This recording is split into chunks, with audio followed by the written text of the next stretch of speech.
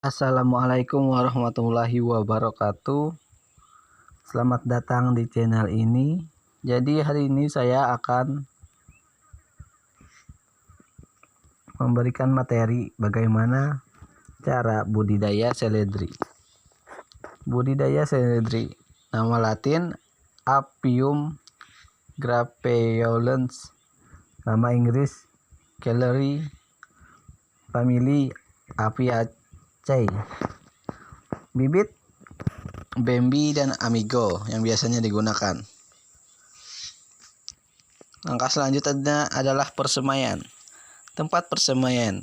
Sebelum disemai, benih direndam dengan air hangat selama 15 menit dengan suhu 55-60 derajat Celcius. Benih disemai di bedengan persemaian dengan ukuran lebar 100-120 cm, tinggi 30-40 cm, dan panjang sesuai dengan lahan yang ada. Bedengan dinaungi dengan plastik bening atau anyaman daun kelapa, atau bisa juga dengan daun ilalang. Tinggi bedengan di sisi timur 120-150 cm dan di sisi barat 80-100 cm. Alat persemaian.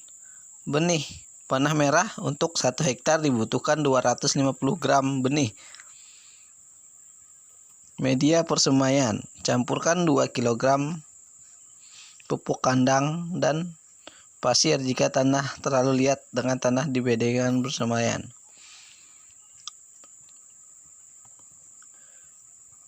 Penyemaian benih di alur dalam 0,5 cm jarak antar alur 10-12 cm. Tutup benih dengan tanah tipis, kemudian siram permukaan bedengan sampai lembab. Pemeliharaan persemaian. Setelah 15-25 hari di persemaian, bibit disemprot dengan pupuk daun. Tanah di bedengan antara alur siram dengan 10 gram NPK atau 10 liter. Jika ada bibit yang terserang hama, disemprot dengan pestisida pada konsentrasi rendah 30-50% dosis anjuran. Transplanting. Bibit dipindahkan setelah umur 1 bulan atau memiliki 3-4 helai daun. Persiapan lahan. Tanah dicangkul sedalam 30-40 cm. Biarkan selama 15 hari.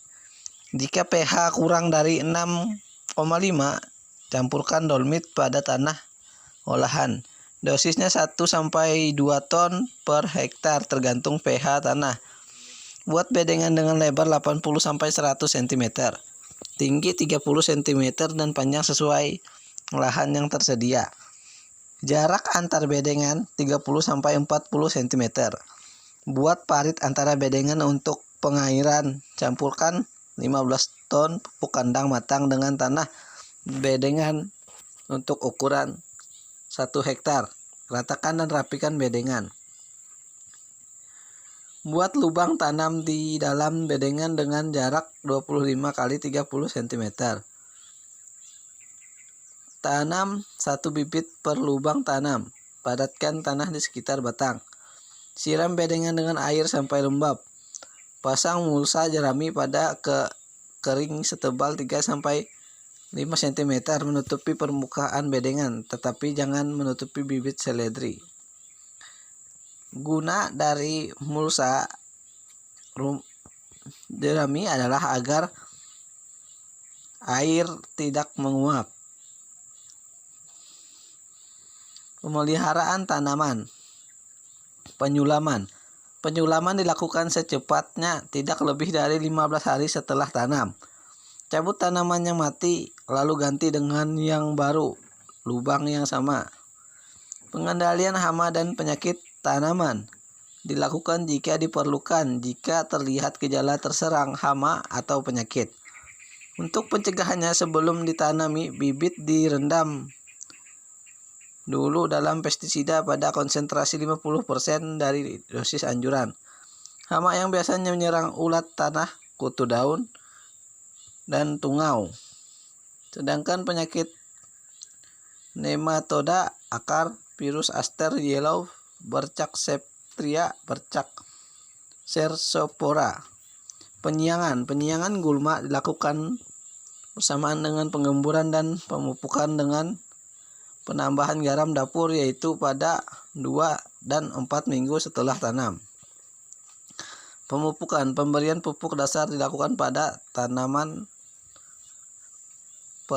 Pupuk alternatif dilakukan pada minggu ke-2 dan ke-4 setelah tanam.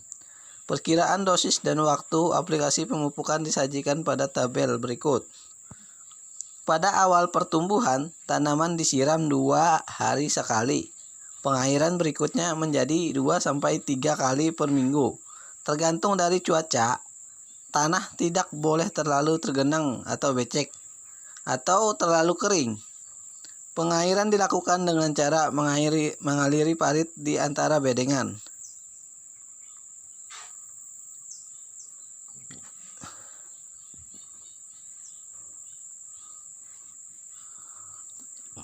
Tabel 2.4.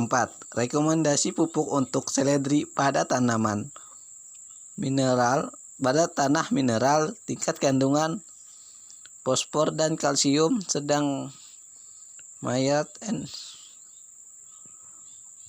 prevent.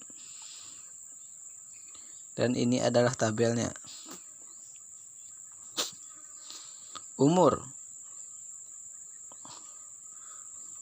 Orea SP36, KCL dan Parget TH. Untuk 2 minggu setelah tanam, untuk lahan 1 hektar diperlukan 124 kg urea dan 56 kg KCL.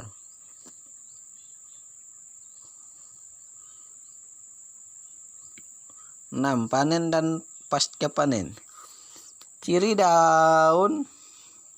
dan umur panen. Tanaman dapat dipanen jika telah berumur 2-4 bulan setelah persemaian atau 1-3 bulan setelah tanam.